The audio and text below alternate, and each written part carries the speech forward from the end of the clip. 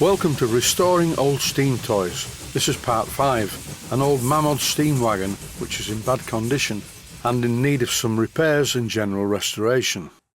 In this episode I'm taking a look at the overall condition. This is a compilation video and all of the edited clips are taken from my series Refurbishing an Old Mamod Steam Wagon. If you want more information of how I did this, please watch the main series. Most of the parts don't look too bad. Even the scuttle's in good condition. And also the red painted part of the chassis is in almost new condition. There's a fair bit of rust on the front mudguard and a tiny bit on the firebox if you look closely. I'm not too worried about this. I'm not going to be doing a paint job.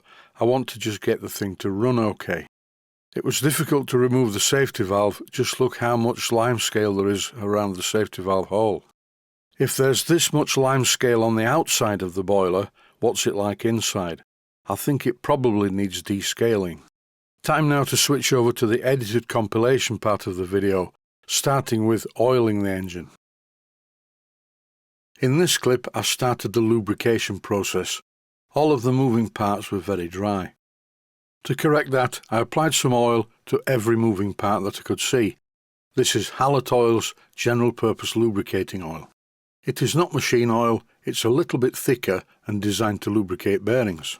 Very quickly, all of the lubricated parts rotated very freely, as you can see.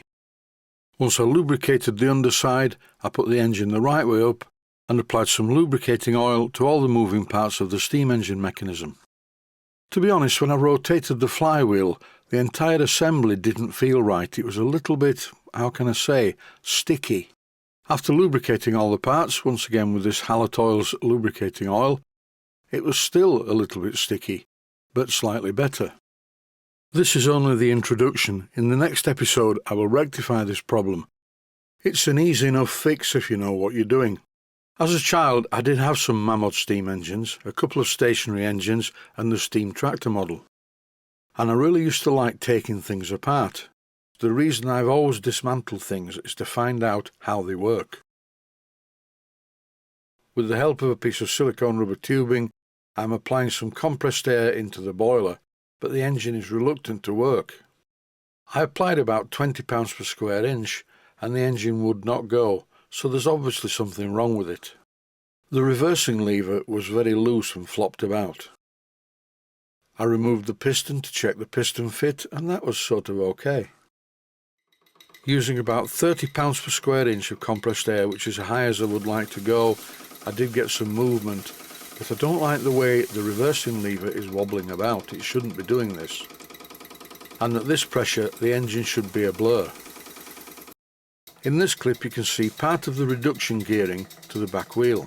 To make the steam wagon move, you remove this spring drive, put on a longer spring drive to a pulley on the inside of the back wheel and then replace this spring drive and off it goes. It was quite difficult to hold a piece of silicone rubber tubing over the hole where the safety valve goes. I'm temporarily refitting the safety valve, and while I'm at it I'm testing that the top part of the safety valve lifts to release the pressure, and it does.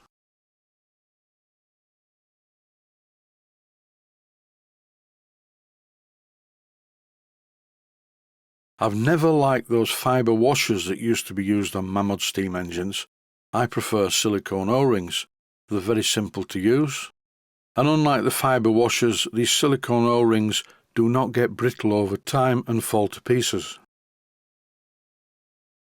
This clip shows the newly made adapter fitted into the boiler bush where the safety valve would normally go.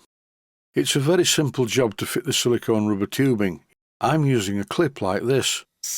And as you can hear by the tone of the whistle, I'm not putting much air in there.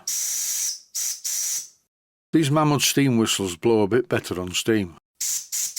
Using compressed air, they always seem to be a bit dry and hissy. Despite having a much better air supply, the engine is still not running properly. I know, I'll squirt it with WD-40. This only made things worse because the cylinder is leaking on the port face, and the lubricating oil I'd previously applied was the main thing that was responsible for sealing the steamways. I would say there are a couple of things wrong with this engine that need sorting out, and I'll do that in the next episode.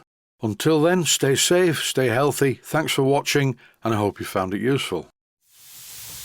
Please take the time to visit my Mainsteam Models website and click on the section of the website that says Video Playlists. And by doing that, you can find other videos that you may like to watch. And by using the playlists, you can actually watch the videos back to back.